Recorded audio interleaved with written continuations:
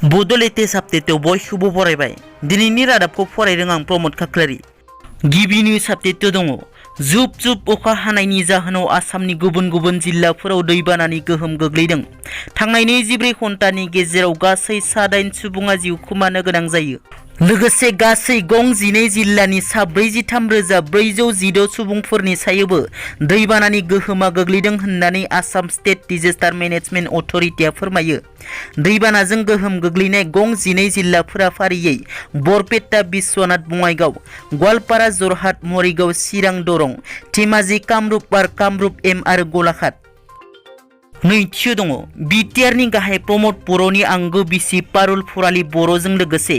UPPL आइजो हानजाया बर'नि हाथरखि कुन्जलता बर'नि न'आव दिनै आगान होयो मख'नो गोनांदि कुन्जलता बर'आ थांनाय 10 आगस्तनिफ्राय 15 आगस्तसिम खुंजानाय इउनाइटेड इन्टारनेशनेल चेम्पियनशिप नेपालाव 100 आरो 200 मिटार खारनायाव मोननै सनानि मेडेल देरहानो हादोंमोन दिनै बिटिआरनि गाहाय प्रमोद बर'नि आंगो बिसि पारुल फरालि बर' आरो इउपिपिएल आइजो हानजाया कुन्जलता बर'नि न' उदालगुरि फकटपारायाव थांनानै बरायहैयो कुन्जलता बर'नो इउपिपिएल आइजो हानजाया इन्दि सादर दख'ना आरो आर'नाइ बान्था होयो लोगोसे पारुल फरालि बर' बिथाङा कुन्जलता बर'नो नगद 1 लाख रां दान होयो मख'नो गोनांदि गेलेगिरि कुन्जलता बर' बिथाङा थाबैनो हंकंआव गेलेहैगोन आरो बिनि उनाव बिथाङा जापानावबो गेलेहैगोन होननानै गेलेगिरि बिथाङा मिथिहोयो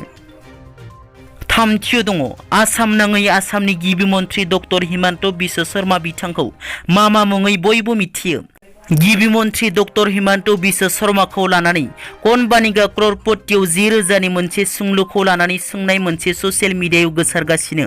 सनि टिभिजों खुंजानाय रियेलिटि श' कनबानिगा क्ररपतिखौ फावखुंगुर अमिताभ बच्चन बिथाङा हस्ट खालामो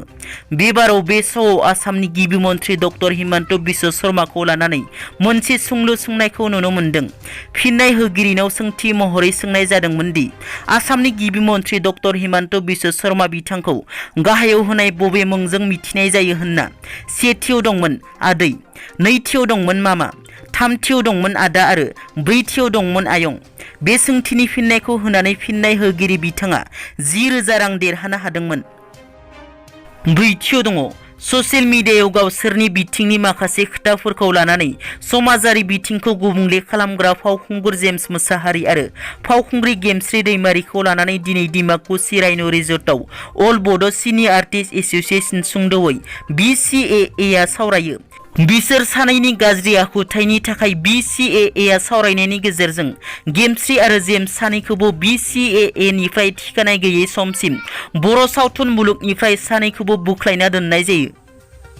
बाथियाव दङ 15 बोसोर बर' हारिनि थामोनथा रैखाथिनि थाखाय NDPनि मुङाव हारिनि थाखाय गावखौनो बावसोमबोनाय तामुलपुर पुब हौली गामिनि प्रदीप बर'आ रुंसारि जाबाय नाथाय आखाइ दैखांनायनि उनावबो आर्मी पुलिसा बिथांखौ हमनानै खेबनै खेबथामसो बायदिसिना साजा होदोंमोन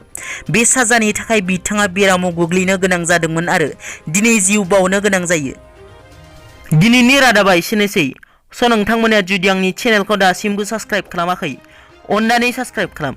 गोजोन्थों।